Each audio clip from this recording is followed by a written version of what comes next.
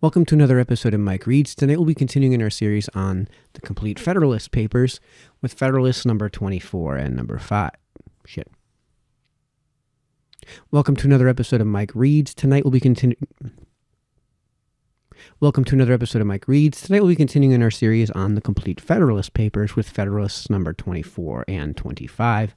Federalist number 24 is the powers necessary to the common defense further considered.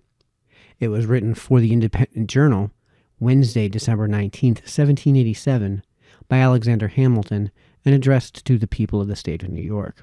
Just as a brief aside before we start, Federalist number 25 is just the same subject continued, so that's why we're doing both of these two in the same read. So without further ado, to the powers proposed to be conferred upon the federal government, in respect to the creation and direction of the national forces, I have met with but one specific objection, which, if I understand it right, is this: that proper provision has not been made against the existence of standing armies in time of peace, an objection which I shall now endeavor to show rests on weak and unsubstantial foundations. It has been brought forward in the most vague and general form, supported only by bold assertions, without the appearance of argument, without even the sanction of theoretical opinions, in contradiction to the practice of other free nations, and to the general sense of America, as expressed in most of the existing constitutions. The propriety of this remark will appear, the moment it is recollected, that the objection under consideration turns upon a supposed necessity of restraining the legislative authority of the nation in the article of military establishments, a principle unheard of except in one or two of our state constitutions, and rejected in the rest. A stranger to our politics, who was to read our newspapers at the present juncture, without having previously inspected the plan reported by the convention, would be naturally led to one of two conclusions: either that it contained a positive injunction that standing armies should be kept up in time of peace, or that it vested in the executive the whole power of levying troops, without subjecting his discretion in any shape to the control of the legislature.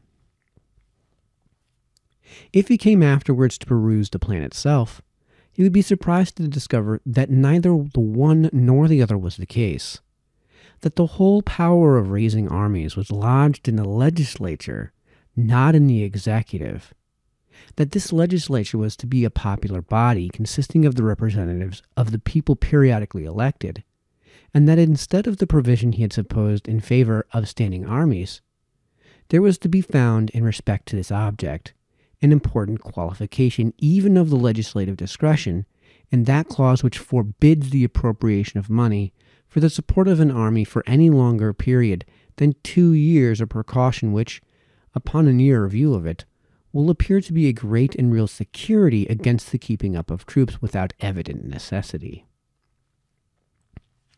Disappointed in his first surmise, the person I have supposed would be apt to pursue his conjectures a little further. He would naturally say to himself, it is impossible that all this vehement and pathetic declamation can be without some colorable pretext. It must needs be that this people, so jealous of their liberties, have, in all the preceding models of the constitutions which they have established, inserted the most precise and rigid precautions on this point, the omissions of which, in the new plan, has given birth to all this apprehension and clamor.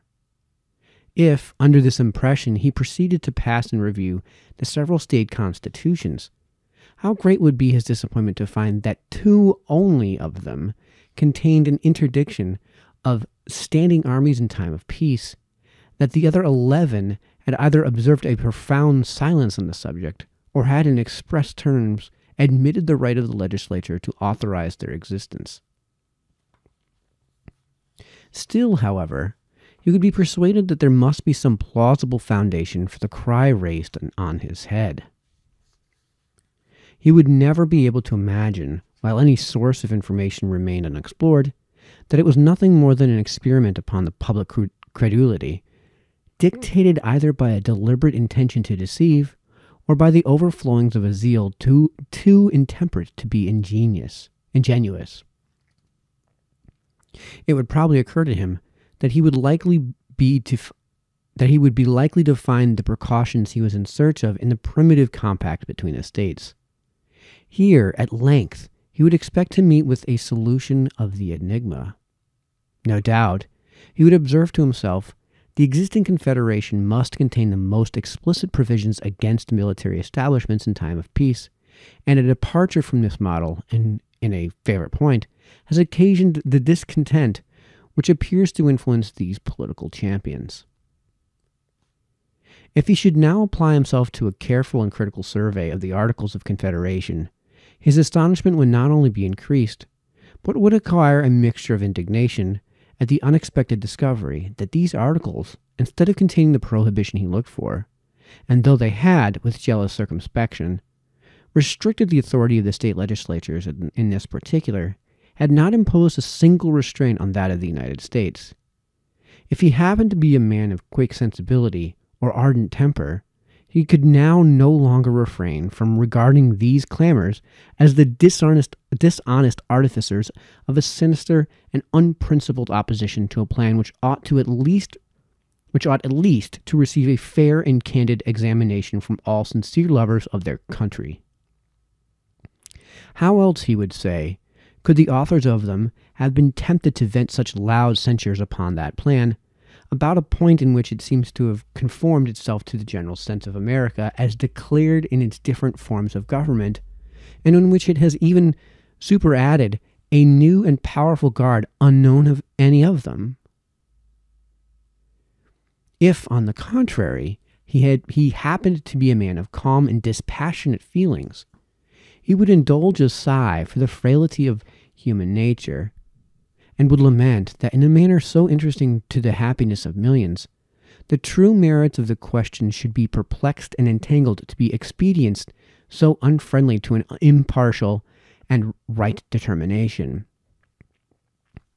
Even such a man could hardly forbear remarking that a conduct of this kind has too much the appearance of an intention to mislead the people by alarming their passions, rather than to convince them by arguments addressing to their understandings.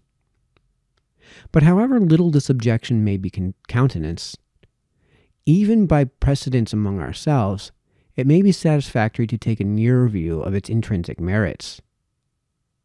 From a close examination, it will appear that restraints upon the discretion of the legislature in respect to military establishments in time of peace would be improper to be imposed, and if imposed, from the necessities of society, would be unlikely to be observed. Though a wide ocean separates the United States from Europe, yet there are various considerations that warn us against an excess of confidence or security. On one side of us, and stretching far into our rear, are growing settlements subject to the dominion of Britain. On the other side, and extending to meet the British settlements, are colonies and establishments subject to the dominion of Spain. This situation in the vicinity of the West India Islands, belonging to those two powers, create between them, in respect to their American possessions in relation to us, a common interest. The savage tribes on our western frontier ought to be regarded as our natural enemies, their natural allies, because they have most to fear from us and most to hope from them.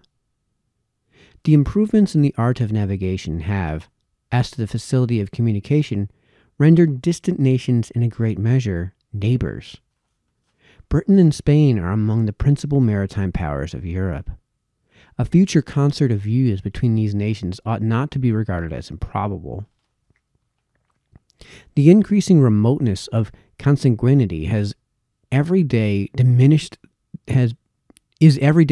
the force of the family compact between France and Spain.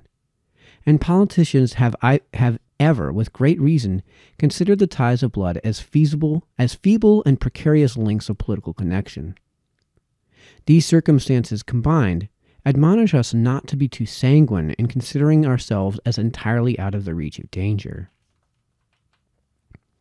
Previous to the Revolution, and ever since the peace, there has been a constant necessity for keeping small garrisons on our western frontier. No person can doubt that these will continue to be indispensable, if it should only be against the ravages and depredations of the Indians. These garrisons must either be furnished by occasional detachments from the militia or by permanent corps in the pay of the government. The first is impracticable, and if practicable, would be pernicious. The militia would not long, if at all, submit to be dragged from their occupations and families to perform that most disagreeable duty in times of profound peace. And if they could be prevailed upon, or compelled to do it, the increased expense of a frequent rotation of service, and the loss of labor and disconcertion of the industrious pursuits of individuals would form conclusive objections to the scheme. It would be as burdensome and injurious to the public as ruinous to private citizens. The latter resource of permanent corps in the pay of the government amounts to a standing army in times of peace. A small one indeed, but not the less real for being small. Here's a simple view of the subject that shows us at once the impropriety of a constitutional interdiction of such establishments and the necessity of leaving the matter to the discretion and prudence of the legislature. In proportion to our increase in strength, it is probable, nay, it may be said certain, that Britain and Spain would augment their military establishments in our neighborhood. If we should not be willing to be exposed in a naked and defenseless condition to their insults and encroachments, we should find it expedient to increase our frontier garrisons in some ratio to the force by which our western settlements might be annoyed. There are, and will be, particular posts, the possession of which will include the command of large districts of territory and facilitate future invasions of the remainder. It may be added that some of those posts will be keys to the trade with the Indian nations. Can any man think it would be wise to leave such posts in a situation to be at any instant seized by one or the other of two neighboring and formidable powers? To act this part would be to desert all the usual maxims of prudence and policy. If we mean to be a commercial people, or even to be secure on our Atlantic side, we must endeavor, as soon as possible, to have a navy. To this purpose there must be dockyards and arsenals, and for the defense of these, fortifications, and probably garrisons. When a nation has become so powerful by the sea that it can protect its dockyards by its fleets, this supersedes the necessity of garrisons for that purpose. But where naval establishments are in their infancy, moderate garrisons will, in all likelihood, be found an indispensable security against descents for the destruction of the arsenals and dockyards, and sometimes of the fleet itself. Signed, Publius. All right, so Federalist number 25, the same subject continued. The powers necessary to the common defense further considered. Written from the New York Packet, Friday, December 21st, 1787. And, of course, by Alexander Hamilton to the people of the state of New York. It may perhaps be urged that the objections enumerated in the preceding number ought to be provided for by the state governments under the direction of the Union. But this would be, in reality, an inversion of the primary principle of our political association, as it would in practice transfer the care of the common defense from the federal head to the individual members, a project oppressive to some states, dangerous to all, and baneful to the Confederacy. The territories of Britain, Spain, and of the Indian nations in our neighborhood do not border on particular states, but encircle the Union from Maine to Georgia. The danger, though in different degrees, is therefore common, and the means of guarding against it ought, in the like manner, to be the objects of common councils and of a common treasury. It happens that some states, from local situation, are more directly exposed. New York is of this class. Upon the plan of separate provisions, New York would have to sustain the whole weight of the establishments requisite to her immediate safety and to the immediate or ultimate protection of her neighbors. This would neither be equitable as it respected New York, nor safe as it respected the other states. Various inconveniencies would attend such a system. The states, to whose lot it might fall to support the necessary establishments, would be as little able as willing, for a considerable time to come, to bear the burden of competent provisions. The security of all would thus be subjected to the parsimony, improvidence, or inability of a part. If the resources of such part becoming more abundant and extensive, its provisions should be proportionally enlarged, the other states would quickly take the alarm at seeing the whole military force of the Union in the hands of 2 or 3 of its members, and those probably amongst the most powerful. They would each choose to have some counterpoise, and pretenses could easily be contrived. In this situation, military establishments, nourished by mutual jealousy, would be apt to swell beyond the natural or proper size, and being at the separate disposal of the members, they would be engines for the abridgment or demolition of the national authority. Reasons have been already given to induce a supposition that the state governments will too naturally be prone to a rivalship with that of the Union, the foundation of which will be the love of power, and that in any contest between the federal head and one of its members, the people will be most apt to unite with their local government. If, in addition to this immense advantage, the ambition of the members should be stimulated by the separate and independent possessions of military forces, it would afford too strong a temptation and too great a facility to them to make enterprises upon and finally to subvert the constitutional authority of the Union.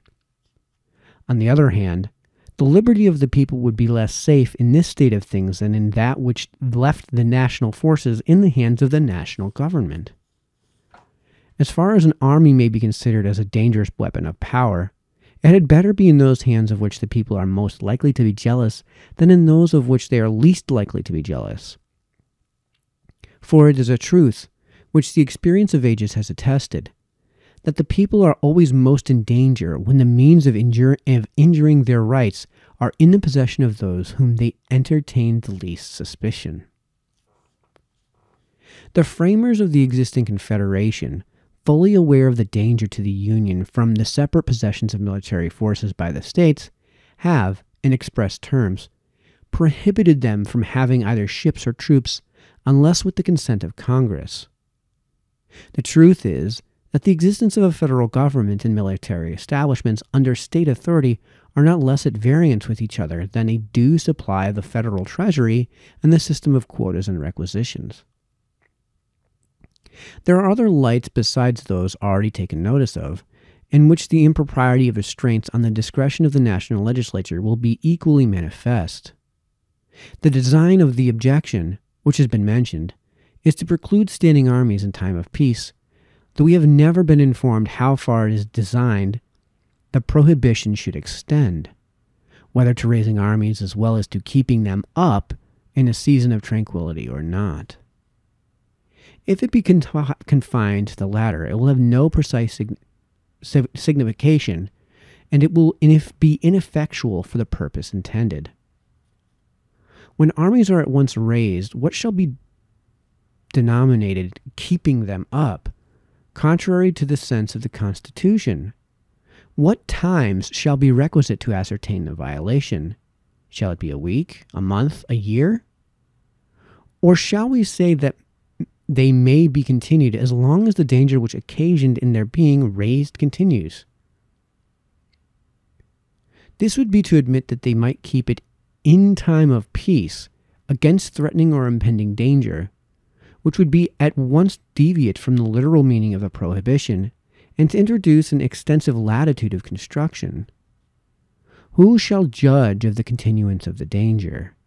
This must undoubtedly be submitted to the national government, and the matter would then be brought to this issue, that the national government, to provide against apprehended danger, might in the first instance raise troops, and might afterwards keep them on foot as long as they supposed the peace or safety of the community was in any degree of jeopardy.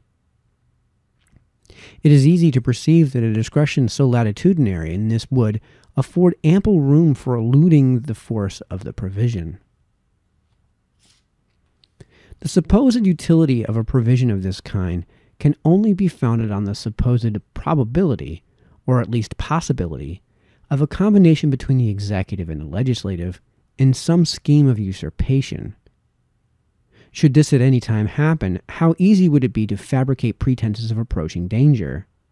Indian hostilities, instigated by Spain or Britain, would always be at hand. Provocations to produce the desired appearances might even be given to some foreign power, and appeased again by timely concessions. If we can reasonably presume such a combination to have been formed, and that the enterprise is warranted by a sufficient prospect of success, the army, when once raised, from whatever cause, or on whatever pretext, may be applied to the execution of the project. If, to obviate this consequence, it should be resolved to extend the prohibition to the raising of armies in time of peace, the United States would then exhibit the most extraordinary spectacle which the world has yet seen, that of a nation incapacitated by its constitution to prepare for defense before it was actually invaded. As the ceremony of a formal denunciation of war has of late fallen into disuse, the presence of an enemy within our territories must be waited for as the legal warrant to the government to begin its levies of men for the protection of the state. We must receive the blow before we could even prepare to return it. All that kind of policy by which nations anticipate distant danger and meet the gathering storm must be abstained from, as contrary to the genuine maxims of a free government. We must expose our property and liberty to the mercy of foreign invaders and invite them by our weakness to seize the naked and defenseless prey, because we are afraid that rulers, created by our choice, dependent on our will, might endanger that liberty by an abuse of the means necessary to its preservation. Here I expect we shall be told that the militia of the country is its natural bulwark and would be at all times equal to the national defense. This doctrine, in substance, had like to have lost us our independence. It cost millions to the United States that might have been saved. The facts which, from our own experience, forbid a reliance of this kind are too recent to permit us to be the dupes of such a suggestion. The steady operations of war against a regular and disciplined army can only be successfully conducted by a force of the same kind. Considerations of economy, not less than of stability and vigor, confirm this position. The American militia, in the course of the late war, have, by their valor on numerous occasions, erected eternal monuments to their fame. But the bravest of them feel and know that the liberty of their country could not have been established by their efforts alone, however great and valuable they were. War, like most other things, is a science to be acquired and perfected by diligence, by perseverance, by time, and by practice. All violent policy, as it is contrary to the natural and experienced course of human affairs, defeats itself. Pennsylvania, at this instant, affords an example of the truth of this remark. The Bill of Rights of that state declares that standing armies are dangerous to liberty and ought not to be kept up in time of peace. Pennsylvania, nevertheless, in a time of profound peace, from the existence of partial disorders in one or two of her counties, has resolved to raise a body of troops, and in all probability will keep them up as long as there is any appearance of danger to the public peace.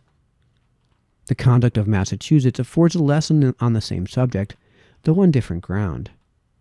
The state, without waiting for the sanction of Congress, as the Articles of Confederation require, was compelled to raise troops to quell a domestic insurrection, and still keeps a corps in pay to prevent a revival of the spirit of revolt. The particular constitution of Massachusetts opposed no obstacle to the measure, but the instance is still of use to instruct us that cases are likely to occur under our government, as well as under those of other nations, which will sometimes render a military force in time of peace essential to the security of the society, and that it is therefore improper in this respect to control the legislative discretion. It also teaches us, in its application to the United States, how little the rights of a feeble government are likely to be respected even by its own constituents. And it teaches us, in addition to the rest, how unequal parchment provisions are to a struggle with public necessity. It was a fundamental maxim of the Lacedaemonian Commonwealth that the post of admiral should not be conferred twice on the same person. The Peloponnesian confederates, having suffered a severe defeat at the sea of the Athenians, damaged Lysander, who had before served with success in the capacity, demanded Lysander, who had before served with success in that capacity, to command the combined fleets. The Lacedaemonians, to gratify their allies, and yet preserve the semblance of an adherence to their ancient institutions, had recourse to the flimsy subterfuge of investigating Lysander with the real power of admiral under the nominal title of vice admiral. This instance is selected from among a multitude that might be cited to confirm the truth already advanced and illustrated by domestic examples, which is that nations pay little regard to rules and maxims calculated in their very nature to run counter to the necessities of society. Wise politicians will be cautious about fettering the government with restrictions that cannot be observed, because they know that every breach of the fundamental laws, though dictated by necessity, impairs that sacred reverence which ought to be maintained in the breast of rulers towards the constitution of a country, and forms a precedent for other breaches where the same plea of necessity does not exist at all, or is less urgent or more palpable. Signed, Publius. All right, that concludes Federalist numbers 24 and 25. We will continue with Federalist number 26 and probably 27 and 28 since they're the same subject and it's not all that long in our next read. So until then, this has been Mike, signing off.